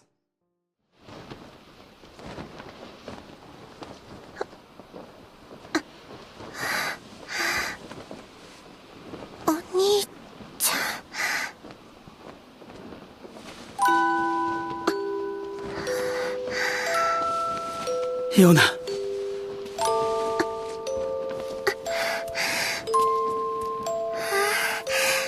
これヨナの体。そうだよ。お前だけの体だ。お兄ちゃん、大きくなってる。大人の人みたい。ああ、あれから少し時間が経ったんだ。ヨナはずっと眠っていたの？ああ。物語のお姫様になったみたいね。ヨナ、よかった。本当によかった。お兄ちゃん。Kaine then walks away holding her shade-infected arm, telling the two of them to have a great life. NieR tells her that she can stay with them, it'll be okay. But she passes. She has stuff to take care of. And as NieR stares, perhaps ready to say something, he's distracted by Yona as Kaine disappears. Yona states that she's long heard a voice dreaming to see the light, and now she can finally see it. The two of them staring towards the bright sky as it fades to white. The last scene we see is a flashback of the siblings together in a similar moment, before it briefly shows the Shadow Lord and his Yona together. NieR Replicant Ending A. A bittersweet conclusion that at first seems like everything we've dreamt of. But once you really think on it, it does start to eat away. While NieR did finally retrieve his sister, he lost everything to do so. Devil and Poplar were revealed to be against him the whole time. Two people he looked at like his parents. Two people he trusted with everything. And now he has to live with their betrayal. Emil and Weiss have sacrificed themselves, both beings he grew close to, both who have been with him through thick and thin, both who have now died for him. Kaine, someone NieR has found himself in love with, is gone, feeling as if she, who views herself as lesser due to the shade inside her, cannot live alongside them any longer. Lastly, NieR destroyed the original replicant, meaning humanity has no chance of coming back. Every replicant will eventually relapse, dying to the Black Scrawl. And the only key that could have saved them from this fate, the Shadow Lord, was killed by a person trying to save a singular human. Ironic how NieR, the most selfless character, helping everyone throughout this game, and just wanting to do it for his sister, ended up making the most selfish choice of all. Now remember, while this might seem like the end, we have multiple endings to still go through. There's still many questions to be answered and even more surprises to be had. We still have more to learn about characters like Kaine and Emil. We still have no idea what the shades have been saying, though we know they're saying something. And finally, well, we get to see the true ending. Like I said, NieR Replicant has 5 endings. And besides obviously having a different ending scene, the stories before the endings are also somewhat changed. What I mean by this isn't that they're directly, completely different, but some events are given some context and have some extra scenes. All in all, this is where the story starts to structure itself a bit differently, mostly in a darker way. I'll basically talk about all the major changed and added scenes as we go to the next ending. I won't talk about every little individual line change or piece of dialogue we hear, as some of them just aren't that important, and other ones will just give you everything you need to know. So, let's go.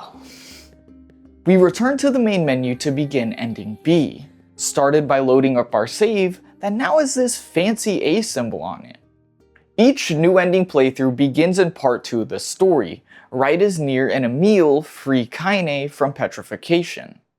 And right away, right here, we get some brand new stuff, being able to hear of Kaine's dreams as she was petrified. Sadly, like the forest, it is a wall of text situation, but I do urge people to read these, as even though it will probably take you 30 minutes, they are very essential to the characters, and therefore I'll quickly go through all 4 of them. Kaine's first dream, Discrimination, gives us essential information about her upbringing. This dream describes a kid Kaine living in the Aerie. She lives in complete fear, as time and time again she's a victim to brutal bullying. They see Kaine as a monster, and the reason is revealed to be because Kaine is intersex, meaning she is both male and female at the same time, which also adds context as to why she wears such revealing clothing. That's what she wants to see herself as, and therefore she makes it very obvious. Kaine is saved by Callie, an old woman who isn't biologically, but considers herself to be Kaine's grandma. And basically, if you want to imagine her, she's Kaine as an old woman. She's been through a lot, she has foul language, but most of all, and most importantly, she is an incredibly tough woman. In this moment, Callie gives Kaine the wreath of lunar tears, the ones we see in her home. Kaine realizing her grandmother's love and realizing that she can stay in this world as long as she has her grandma. Kaine's next trip, Daily Life, depicts a time where Kaine had to head to the Aerie to find her grandmother medicine, which was a very tough trip for her, considering her long history with the people there. Kaine makes her way to the shop, finding herself fixated on some sort of drawn picture. The shopkeeper notices Kaine's stare, telling her that that's a picture of the shopkeeper's dead daughter. Kaine doesn't know what to say to this, but the shopkeeper understands, giving Kaine a basket of crayons saying she doesn't need them anymore. Before letting Kaine know that the way her and her grandmother were driven out of the village was disgusting. This freezes Kaine, as nobody but her grandma has ever really treated her in a kind way and had said such things or done such things for her. And so she heads home with the goal to draw her grandmother. The doodle goes about as well as everyone's first doodles do. Kaine absolutely hates it, it doesn't look like her grandma at all, but her grandma absolutely falls in love with it. It hangs above the table as Kaine fusses about it being there, but eventually she does realize why it's hung there, and when she does, she vows that she'll never forget this memory about her grandma. The next dream is Separation, and as you can guess just from that title alone, yeah. This dream is a brutal description of Kaine witnessing her grandmother age before a shade, specifically the giant one from the Aerie, attacks their home. Her grandmother in her final moments tells Kaine to run, before the young girl is forced to watch her grandmother be turned to pulp. This sends Kaine into rage, her running and attacking the shade over and over till she herself becomes unrecognizable. Separation ends with Kaine mangled, thinking of only killing this huge shade as her heartbeat grows slower and slower. Our last dream, Encounter, begins with Kaine's life flashing before her eyes. She imagines the bullying, her grandmother, and the moment where she drew her the picture. And as Kaine finally realizes she's going to die, she begins to hear a voice. Ah, you got a wish, sunshine? Kaine hears this weird, vulgar, distorted, fierce voice. The thing implying that if Kaine's ready to give up and go, to let the thing have her body. The thing goes on. It wants to use her body to rip and tear. It just craves blood. And so Kaine realizes, this thing, it's a shade. It begins to enter her body, continuing its profanities as runes are entered into her skin. In the end, Kaine finds herself fully inhabited by a creature named Tyran, with the goal of revenge towards that monstrous shade, yet now inhabited by the same creature. It now demanding that Kaine keep killing or it'll completely take her over. The dream ends with Kaine finding the wreath of lunar tears while apologizing to her grandma, saying she doesn't deserve these anymore. She's corrupted, a freak, possessed, and now she can't go back anymore. Kaine then wakes up from petrification as she normally would, us getting our first brand new scene as they're kicked out of the village. Kaine and Emil sit at a campfire. Emil overjoyed to have her back while confessing he tried some silly things to help her, like pouring warm water all over the stone. Emil asks to know something about Kaine, and so surprisingly she opens up, telling him of her grandmother before Emil decides they'll work extra hard to solve her body and solve his body. As we go on through the story, instead of hearing just shade noises, we actually get to hear what they're saying. Like when battling that big shade statue in the shrine, it's revealed that he's actually protecting the little baby shades in there after NieR had murdered his brother. Oh, and I might as well mention, that means every little shade we see are young Gestalts, young humans, and NieR just walks in and kills them all. Kaine also goes berserk here, as we know, though we do get to hear Tyran screaming in joy as he gets to take over. Tyran, the shade inside of Kaine, kind of becomes a staple during this playthrough, either just talking about killing or talking about how Kaine is going soft. He never really says anything important enough to speak about, but he's just there during combat. Next is the Junk Heap, the area with probably some of the most added scenes. The origins of the small shade on top of the robot are shown, his mother sacrificing herself so that the young Gestalt can live, before he goes on to meet P-33, or as he calls him, Beepy, the giant robot. This young Gestalt, named Khalil, was protected by Beepy, and we even get to see the scene where the stuff fell on the brother and he died, where we learn that Khalil was actually concerned, even saying that the siblings seem nice. Numerous scenes of Khalil teaching the robot human things are shown, and we actually get to hear them talk during the battle. It's revealed that due to Khalil's friendship, Beepy had somehow gained sentience, though despite being a robot, and that he created the big wings on his back not as like some weird mechanical thing, but rather as a means of escape, thinking of saving him and the young shade. We also see their final words, Khalil apologizing for being weak, saying he wanted to be with Beepy forever. Beepy, who survives this by the way, states he's crying as we all leave the room. In the Aerie, through dialogue, we learn Kaine only woke up when Emil started to go berserk because of Tyran. And speaking of Emil, we also have like one of the dreams that's from his point of view during this rampage. Emil dreams of the day weapon number 6, or Halua, his sister, went berserk, and how he was chained up, subdued, blindfolded, and harshly guided through the laboratory to subdue her. The man guiding him is horrible in every way, pushing him around, screaming at him, and leaving him blind still some ways away from his sister. The boy falls numerous times, he's hurt, and he's very scared. But he pushes on, but he can only think of his sister as he pushes on. Then reaching the room, removing his blindfold, and turning his sister into stone.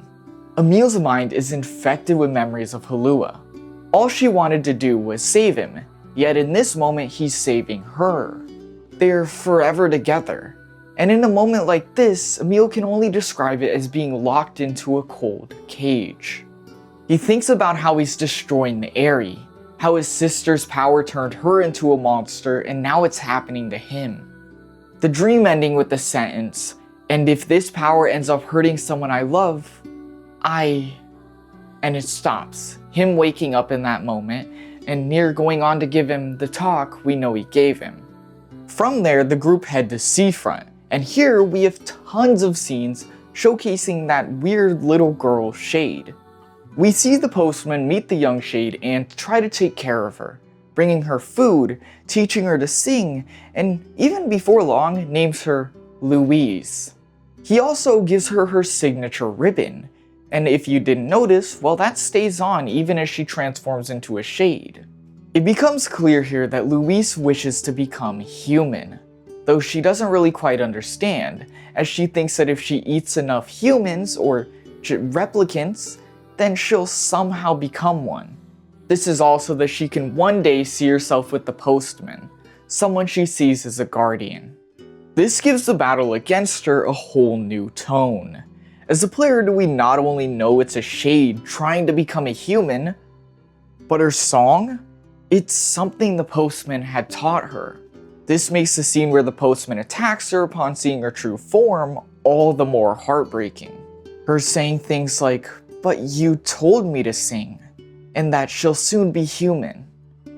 All that's left is the words she said before she died, where it was clear she was definitely saying something before, yet the party could never tell.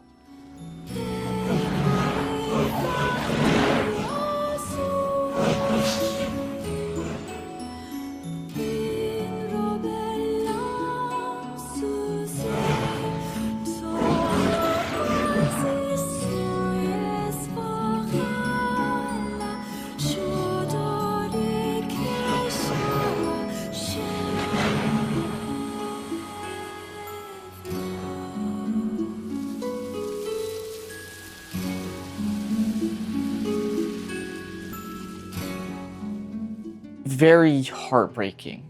Even more so as we later see Kaine as a letter that she found that was from the little girl for the postman. Though as Tyron asks what it could possibly say, Kaine tears it up and throws it away into the wind. The very final area where we get the final Shadow Lord fragment also has a few new scenes, all describing that wolf shade, which to me still doesn't make any sense because who just salted a wolf? Regardless, he speaks of the ongoing feud with Facade, saying that even if the humans keep taking their land, he hopes that they can somehow find peace. Yet when the king's marriage starts, they place out a bunch of traps and the wolves get caught in them. This obviously destroys the pack of wolves. They refuse to let the humans keep walking all over them like this.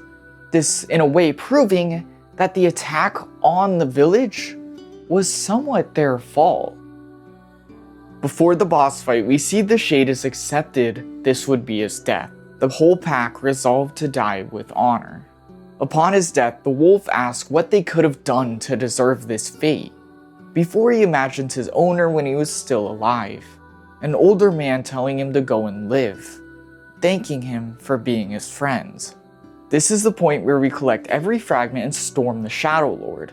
But here, upon returning to the village, NieR stops, asking Weiss for advice. He knows that he'd do anything for Yona, but he's not sure it's the right thing to drag Kaine and Emil with him, causing Weiss to ask if he is really worried about something like that after this whole journey. Well, Kaine and Emil have been listening and they're not having none of it. They're joining him, and after they'll go on a journey of their own to solve their own problems, so they better get going. Everything in the Shadow Lord's castle is pretty much the same, with the only exception being that the Shades talk, cursing and yelling at NieR for invading their sacred place. Oh, and as well as killing their young, which is a constant thing in this playthrough. We also see one final scene of the Facade King. He's the final one standing and is very weak. Yet he prompts the bull to charge him one final time, him jumping at the right time and piercing its head, assumingly killing it and surviving. The battle with the Shadow Lord starts off the same, yet during it you can hear Kaine and Tyran speak to each other. Kaine confesses to Tyran that it's not just him in her life anymore. She has NieR, and NieR wants her even if she's different, even if she's cursed, even if there's things wrong with her, he wants her. So she'll work hard for him. You can also hear the Shadow Lord's words, him begging Yona to stay, to listen to him, and after the Gestalt Yona dissipates, well, he cries in agony during the boss fight. As NieR finishes the boss fight, he utters few words, accepting his defeat, yet he does make it a point to say he will finally be joining Yona. The game ends the same exact way, yet from a slightly different point of view, as instead of watching NieR walk off and join Yona, we see the Shadow Lord after his defeat.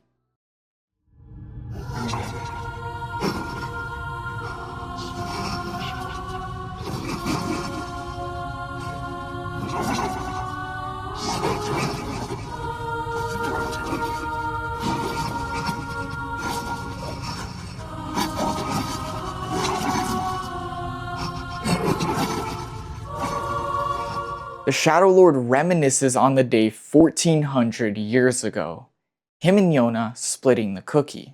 He also thinks on the shades NieR has beaten during his journey. The Guardians, the twins, everyone, they're all gone. But as he cries, defeated, the one he yearns for the most finds her way back to him.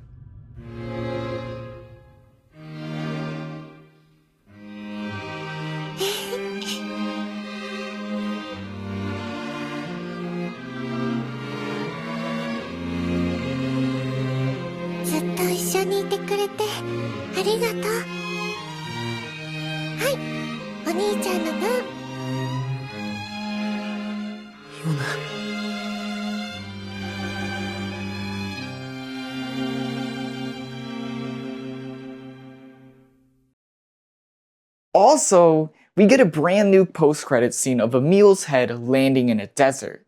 He's survived, and is now rolling around his head with a brand new goal. That being, find a body and of course return to his friends. Kaine さんとシロさん、喧嘩してないといいな。あの二人は僕がいないと本当にダメなんだから。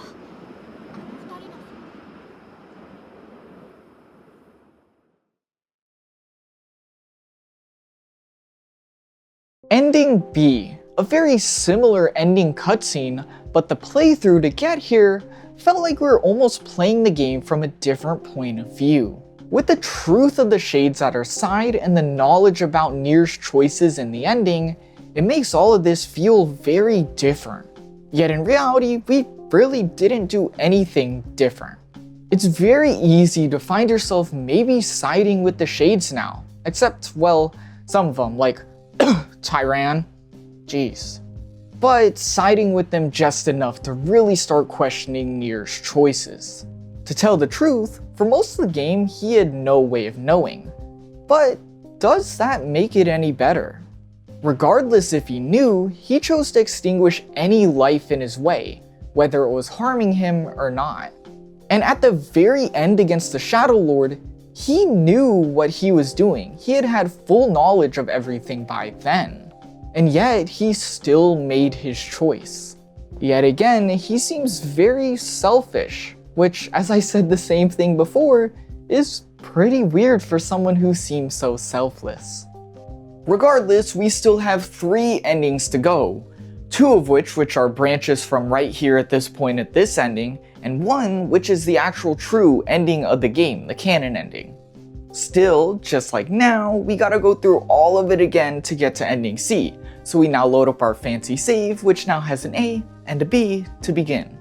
Besides the ending itself, this playthrough isn't nearly as different, as we pretty much only have 3 big changes. The seafront fight plays out very differently this time, Devil and Popola have a few extra scenes, and Emil is given 1 more dream towards the end of the game. Louise's section is largely the same till the boss fight, as when she knocks the whole group down and beats them with their song, NieR is strong enough to resist it and knock her back. This gives us a chance to run up and slash her, which seems like it could just be to make the fight a bit faster, but in reality, it saves the little girl from the postman scenes. Meaning, she died knowing the postman had never seen her in this terrible form. Also, remember those letters she had wrote for the postman? Well, instead of tearing it up this time, Kaine actually brings them to him. He opens the letter to a simple but messy thank you. The postman cries. He knows the terrible truth about what Louise was, but can't help but still care for her. Which, if you ask me, is the best possible ending for this heartbreaking section of the story. Devil and Popola's scenes also give us a little bit more context to things here and there. As we learn, Louise was somehow a Gestalt without a replicant. Meaning that even if the Shadow Lord's plan did work, well, she would have had nothing to go back to. Besides this, the rest of the twin scenes are mostly them just speaking about their plan and how it's coming along. I do want to note though, there's quite a bit of scenes where they seem to care and worry about NieR.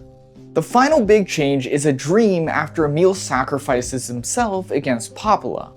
A new dream called Promise. Don't know why, I didn't have it in my brain.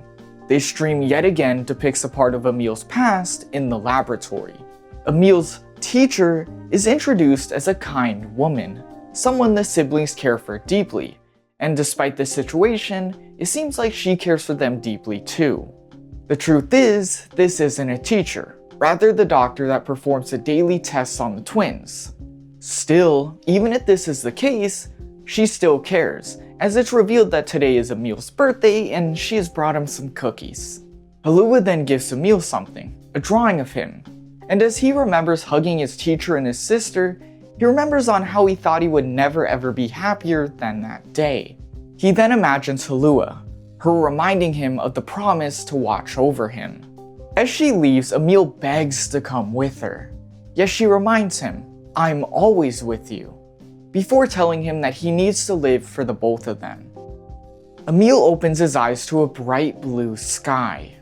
No idea what to do or where he is, but he knows he has to live. It's okay for him to live. No more tears and a smile on his face, because that's what he promised Halua. That one is my favorite dream out of all of them. Though with the dream over, it's time to trek our way to the next ending. First though, I do have to say, the route towards ending C is the same as ending D. This ending will give us a choice, and depending on which one we choose, we'll either get ending C or ending D. And considering you need to get ending D to be applicable for ending E, that's the one I chose. Since I would have had to replay the whole game with no changes, because there's no changes if you replay the game for a 4th time, I just pulled ending C off of YouTube and got ending D in my playthrough, just to save me a bit of time. Also, I do have to say, before we get these endings, Yoko Taro pulled another Yoko Taro and made me collect every single weapon to get these endings. And considering I did Drakengard 1, 2, and then 3, and now this video, I'm really starting to hate that he does this, so Yoko Taro, let's quit this. Everything plays out the same exact way as the previous 2 endings. Yet as Kaine begins to walk away, we see her become completely consumed by Tyran. The Shade is confused on the growing feelings of compassion and is having none of it. And as NieR notices, Kaine confesses she can't hold it back any longer, before asking NieR one final thing. もうエミールはいない。私を止める方法はないんだ。お願いだ。そうなる前に私を殺せ。最後の頼みだからな。Kaine goes berserk, turning into a creature of pure rage as she unleashes waves and waves of magic through the castle. As NieR fights, he hears her asking to be killed. Yet he can't. He's only here because of her. He's only who he is because of her. And most of all, he can't abandon someone he loves. All of a sudden, the fight stops and NieR hears an unfamiliar voice. A voice we know as Tyran. He gives NieR 2 options. The first is to plunge his sword into Kaine's chest, granting her the freedom from life she's always craved. The other is to make her a normal human again. But if that happens, NieR will trade his existence for hers. The option we choose for ending C is the first one. End Kaine's life and free her from her burden.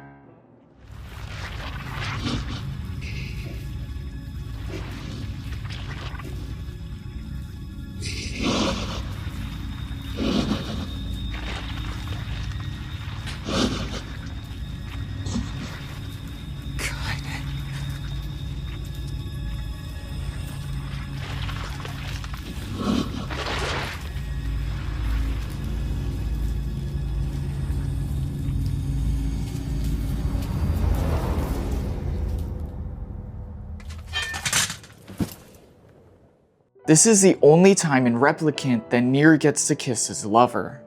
A sad moment that's perhaps for the better.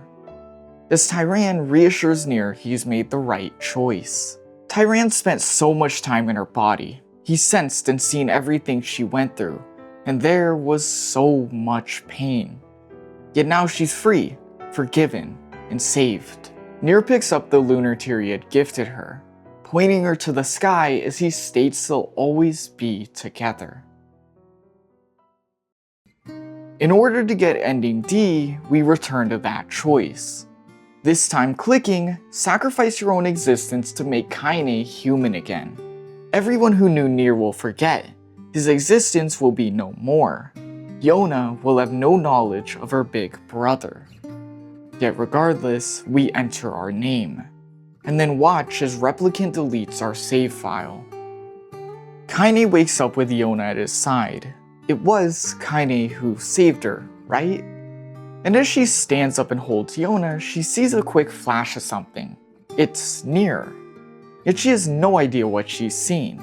Kaine takes the lunar tear out of her hair, the one NieR had gifted to her. The two of them hold the flower and face the window. The sun beaming down on them as Kaine states it's like she's just found something special. The main menu now houses a lunar tear, a sign that it might not be over after all. The true ending might still be in our grasp. We input the name we used on our last playthrough, but for some reason it can't be used. Yeah, we're back on the main menu because Replicant's ending E requires you to restart the whole entire game from the beginning, meaning we're back to young little kid NieR and little kid Yona. Funny enough, this ending is completely missable and some people will just never realize you can do this, and it also wasn't in the very original 2010 ports of the game. So, well, let's go get that new ending. We play through this whole new playthrough under a new name as Little NieR until we get to the big battle with the big shade with Kaine at the Aerie, where after she starts to fall into that void, starts to think about giving up on everything starts to get just a little weird.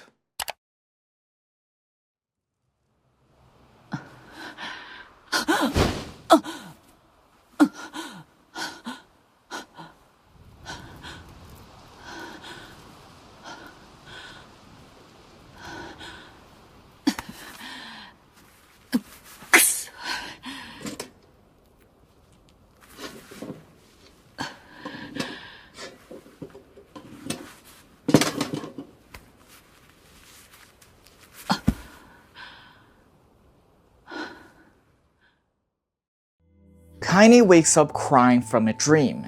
Yes, everything we've seen in this new playthrough was a dream of hers.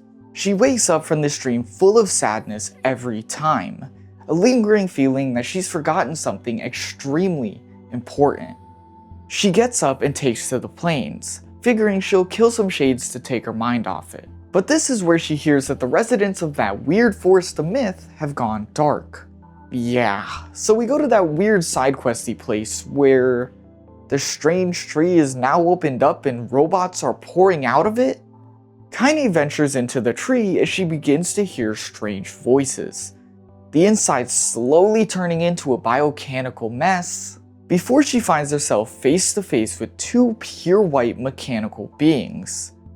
They introduce themselves as the administrators. Okay, Kaine, thank you. Yeah, she just cuts them up, and then they create a huge robot, yet Kaine does the same thing too, rather fast. Storming deeper into this mechanical nightmare, the administrators express a desire to sample Kaine's strength. And so they create these zombie-like Kaine robots that she's forced to fight. The administrators talk about their purpose as Kaine goes on, expressing that the forest is a place that records everything about mankind. Meaning that all that weird memory stuff way back was actually right. The robots keep coming, and as they finally land a hit, a purple flash of magic appears, and it's none other than Emil. He's back, and he has 4 arms? Yeah, Kaine, me too.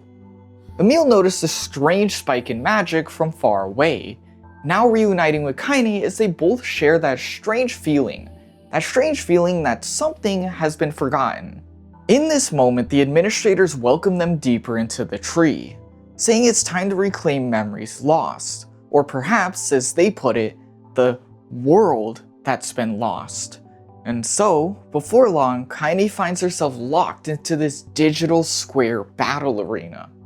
She's subjected to her own memories, fighting digitalized versions of the game's bosses before she finds herself in front of the same shade that killed her grandmother. Worst of all, the battle is still hard on Kaine years later. The administrators forcing her into a made-up memory of her grandmother living, all before twisting it in the worst way possible, forcing her to relive an alternate version of her death. But in this huge moment of pain, a familiar voice shakes her. Weiss begins speaking directly to Kaine. He reminds her of why she's here, to reclaim what she's lost. And just like when Kaine pulled Weiss back from the wire, he does the same for her, now assisting her in this final battle.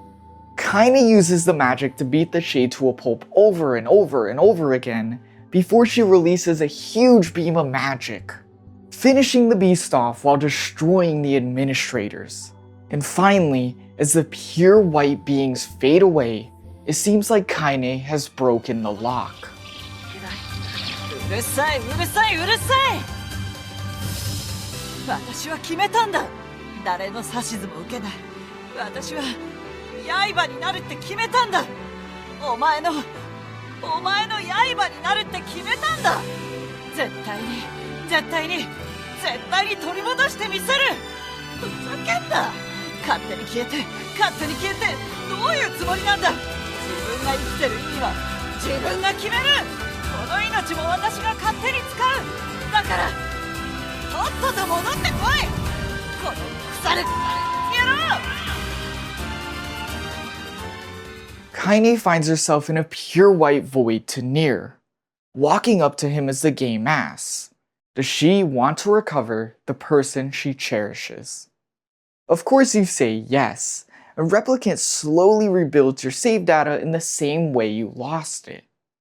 A lunar tear then sprouts out of the ground, a large lunar tear, and you watch as Emil flies to the top, finally completing this journey. "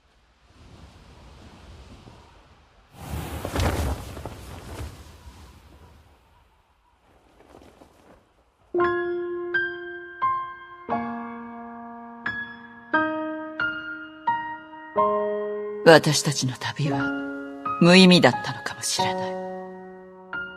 僕たちの過去は間違いだったのかもしれない。でも後戻りはしない。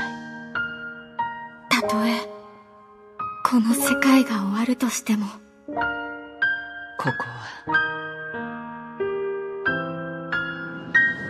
大切な人がいる世界だから。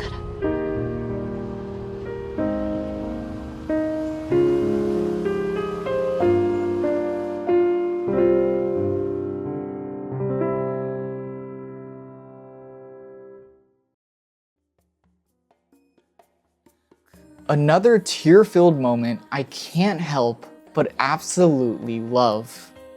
They've all participated in the worst thing they could have done, helping NieR end humanity, what they themselves are, and what they all knew was the choice they're making. Despite all that, Yoko Taro has done a masterful job. I love these characters so much, and I love the journey they've been through even more. When they all come together and finally win like this, I can't help but cheer. But in reality, I shouldn't be. It's these moments of reflection where you realize that you're rooting for the bad guys, that you're rooting for the worst possible outcome, that the resolution, that the big moment of the story was horrible. These moments where you realize that, I think that's what Yoko Taro really likes to do with these games. He loves to mess with people and break them in these weird, non-destructive ways, confusing you and making you consider all these weird things. I mean, how else can I say it than he's got me rooting for characters who basically destroy any future I ever have. That's pretty bad. It's just beautiful in such an odd way, and his mind continues to be full of surprises in these games. Surprises that, well, as I just said, continue in his next game, NieR Automata. A game that is known as his masterpiece. But that's not today's video, is it? that is all for today. That's NieR Replicant. That is my favorite game of all time. And I really hope you enjoyed listening to me talk about it as much as I enjoyed talking about it. This was NieR Gestalt, NieR Replicant version, blah, blah, blah, blah, blah. A beautiful yet very evil game about ending humanity. はあ、終わっちゃうってなると、寂しいですね。でも、いつかは言わないと。それに、きっと、また会えるよ。本当ですか？腹が減ってきた。そろそろ終われ。では、改めて。プレイヤーの皆さん、このゲームをプレイしていただき、せーの。本当に、ありがとうございました。